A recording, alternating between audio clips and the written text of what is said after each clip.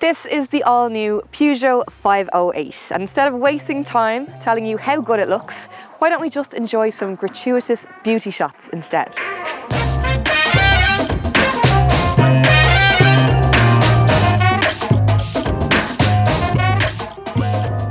So we'll start this review, as we always do, around the back with the boot. And despite the sporty saloon-like silhouette, the 508 is actually a liftback, which is great news for dog owners or anyone who appreciates the extra practicality that a good wide opening like this provides.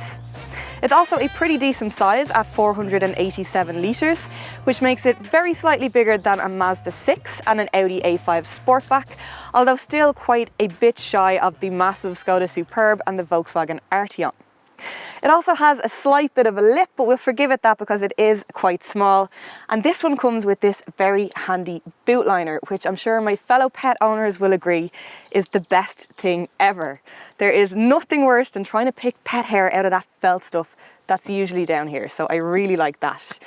We've also got a 12-volt charging socket, a shopping bag hook, and then those seats also fold nice and flat. So it's a strong pass on this boot from me. Next up is what life is like for backseat passengers, and it's not bad really. Now, there's not loads of headroom thanks to that gorgeous sloping roofline, but legroom is actually quite good. That's my driving position, and I'm about 5'6", as you probably know by now. The transmission tunnel is actually quite low, so there is some legroom for a middle seat passenger if you want, but width-wise and comfort-wise, it is probably best left to kids, or definitely not more than 2 adults.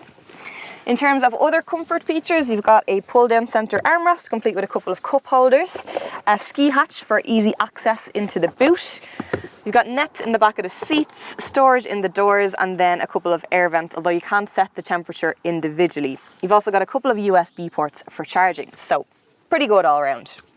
Now, the front of the cabin, I have to say, is pretty wow. I just love how interesting and modern it all feels, and it's got some really nice design touches too. I love these toggle switches along the infotainment system, and just the way all these different materials and angles knit together.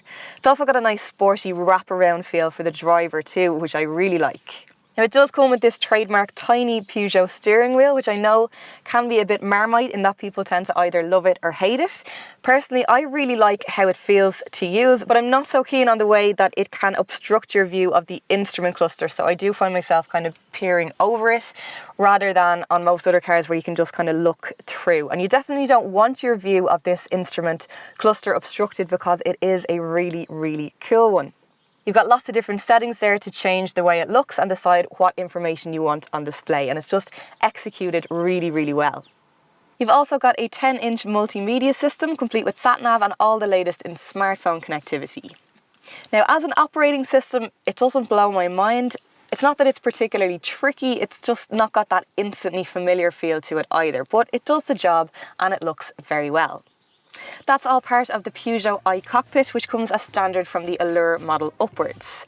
Now, there's 4 trim levels to choose from, and in general, equipment levels are excellent, even on the entry-level Active model, which comes with all of this, and I'm just going to put it up on the screen there so that you can pause for a closer look.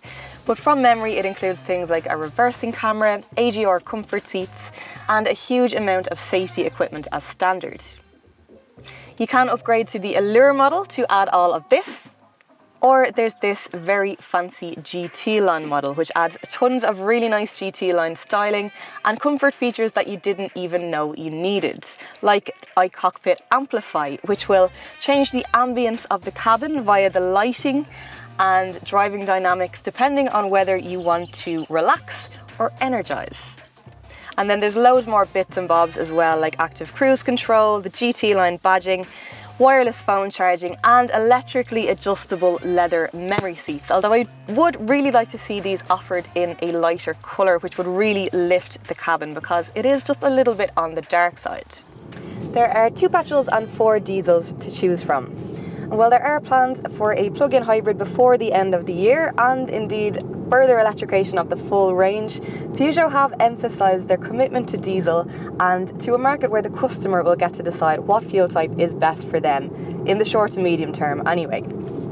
This particular model is the 1.5 litre HDI diesel with 130 HP and an 8-speed automatic gearbox. It's definitely one of the more sensible and economic choices, with an average fuel economy of about 5.5 to 6 litres per 100 kilometres, which is pretty decent.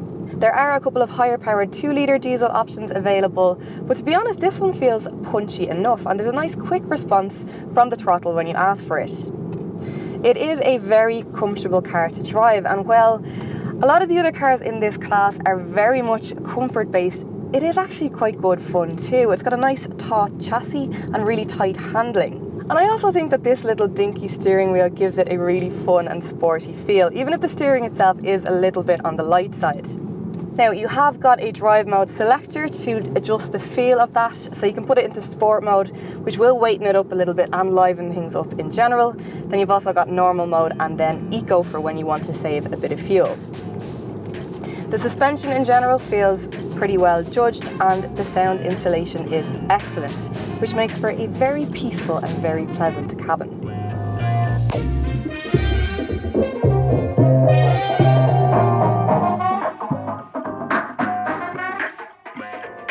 Prices start at €32,500 for the entry-level petrol, although can climb quite quickly as you move up through the trim levels and engine lineup.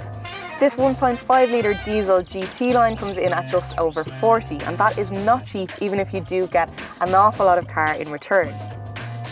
As a package, the 508 is an extremely appealing one, but the only thing that could possibly hurt it is the fact that it's not an SUV or an EV yet. Let us know what you think in the comment section below, like and share if you enjoyed the video, and don't forget to subscribe and join us back here next week where we will no doubt be back in an SUV/EV.